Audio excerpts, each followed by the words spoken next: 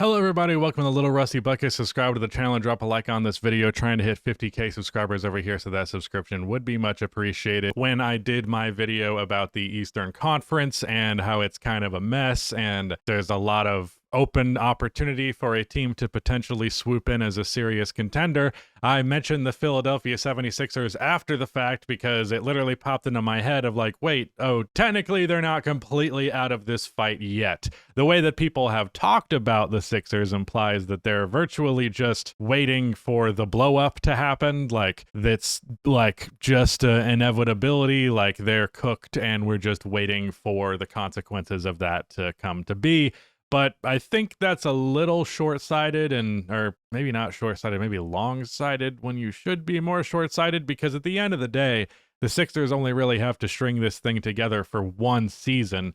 And I do think that that is possible, albeit I am definitely not going to be out here suggesting that I'm like a super strong believer in that actually coming to fruition. Joel Embiid, before he got hurt in the 2023-24 season, was on pace to have one of the greatest seasons of all time and be the only player, I think besides for Wilt Chamberlain, to average 1 point per game or more per minute, as he averaged 34.7 points in 33.6 minutes. He also took a pretty significant leap as a playmaker, which to me was when it really felt like he elevated himself to the highest level of his game, where he was diming people up, scoring at will, rebounding well, still being an excellent defender. But then, of course, he got injured, and he played well in the playoffs that year when he returned from said injury, probably the best playoff series he has played in his entire career, as he averaged 33 points, 11 rebounds, 6 assists, 1.5 steals, or 1.5 blocks, 1.2 steals. Pretty good efficiency at that. Not the best, but when you compare it to some other playoffs of his career, it's definitely the best one that he had. But he comes back into this year and he plays 19 games and his stats are incredibly underwhelming. He averages the lowest amount of free throw attempts he has since the 2020 season, only 24 points per game, still diming people up quite well, but down to 8 rebounds per game, just 0.9 blocks per game, averaging about 30 minutes, taking 16 shots in those 30 minutes. So he was not the same. And because he again got injured after this for the rest of the year, a lot of people were just kind of done, because this has been the story with Joel Embiid for a while now, which is that he is a great player whose career is going to get derailed by injuries. Honestly, the way that people talked about him earlier on in his career, it almost implied that it would be to be expected that he would essentially not be much of anything by the time that he reached his 30s. And of course, this previous season was when he turned 30 years old. So there's a lot of people who are just like, yeah, that projection that we had for him has finally come to be, and here we are.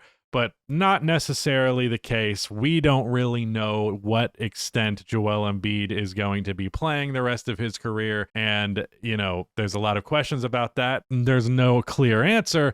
But I want to, at the very least, entertain the possibility of what it would look like if he was healthy next year.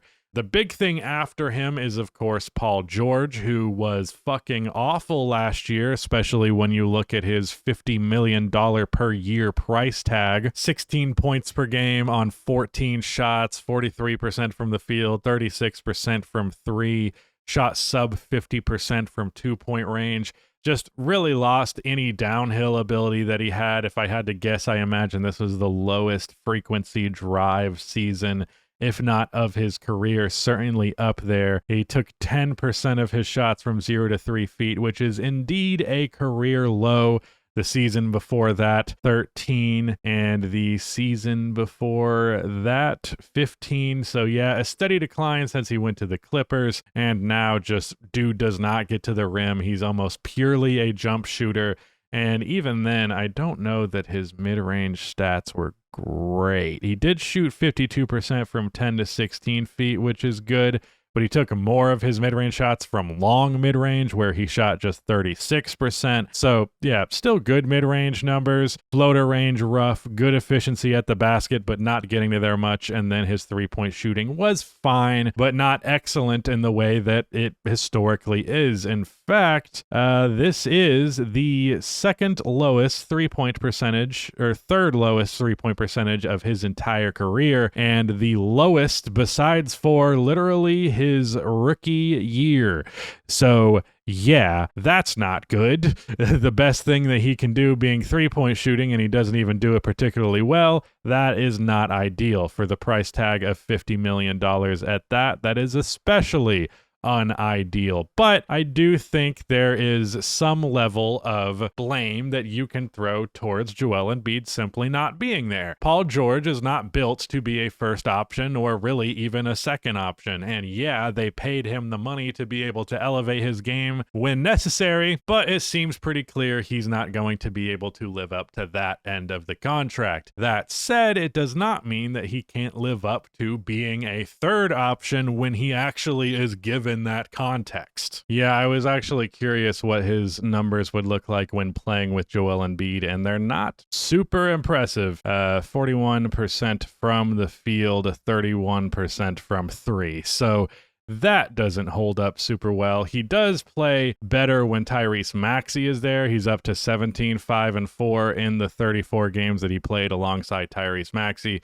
So I don't know. I just don't think there was enough of a sample to really say definitively, but it wouldn't shock me if Paul George was like a 17 point per game scorer on pretty good efficiency and a respectable defensive player. And yes, for the amount of money that they're paying him, that still is well short of good value, but it does mean that he could probably be at least a pretty valuable NBA player for them, a pretty damn good starter. Then you get to the rest of the roster where you have a lot of guard play.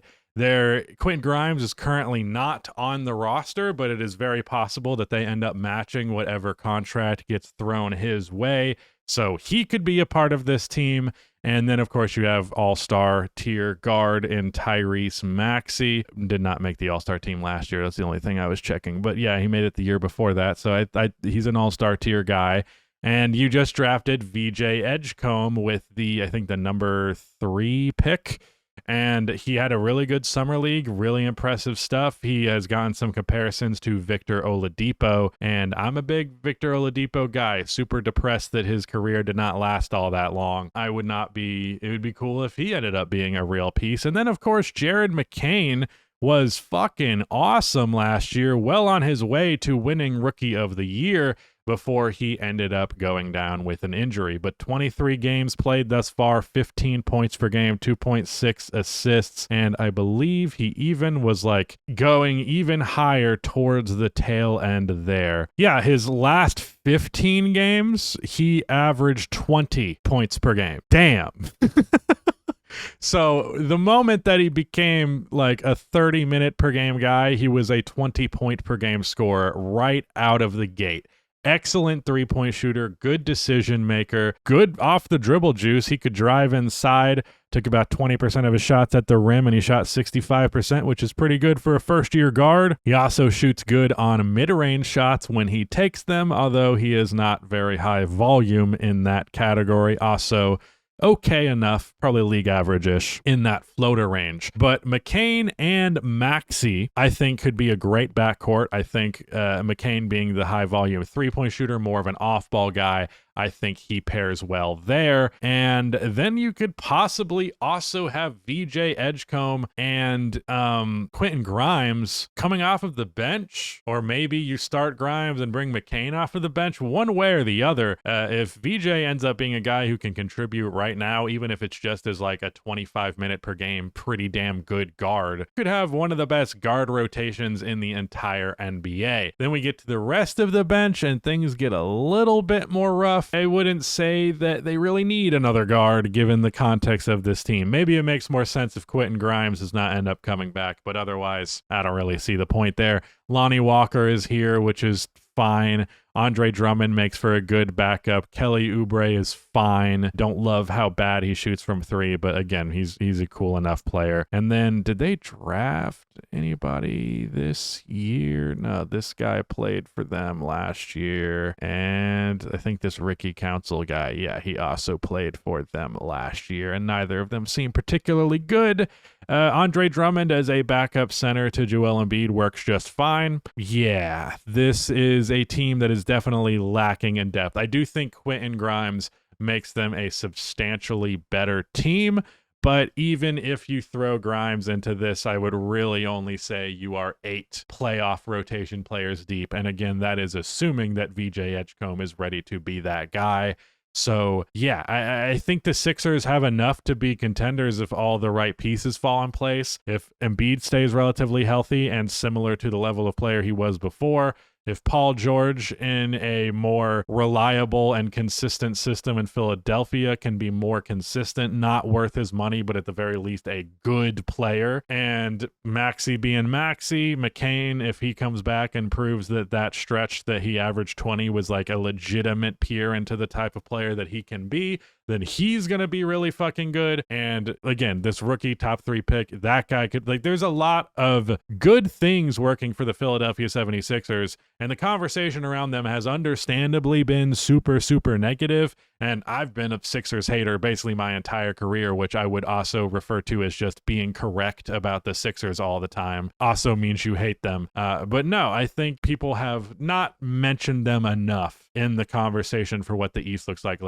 next year, because Joel Embiid, for everything seems to imply that he should be good to go to start the year. God willing, he can end up being healthy for a long stretch. I think the Sixers could very much be in contention in the Eastern Conference, but this is probably the last year where I'm going to bother with that. If Embiid gets hurt again, that will be the last straw for me. For a lot of people, the last one was the last straw, and I get that, but I'm not quite there. Not quite there. He's not destined to just, for his entire career, to burn out from this point. It's not guaranteed. So we shall see. But thank you so much for watching. Shout out to Rudy for editing this video, and goodbye.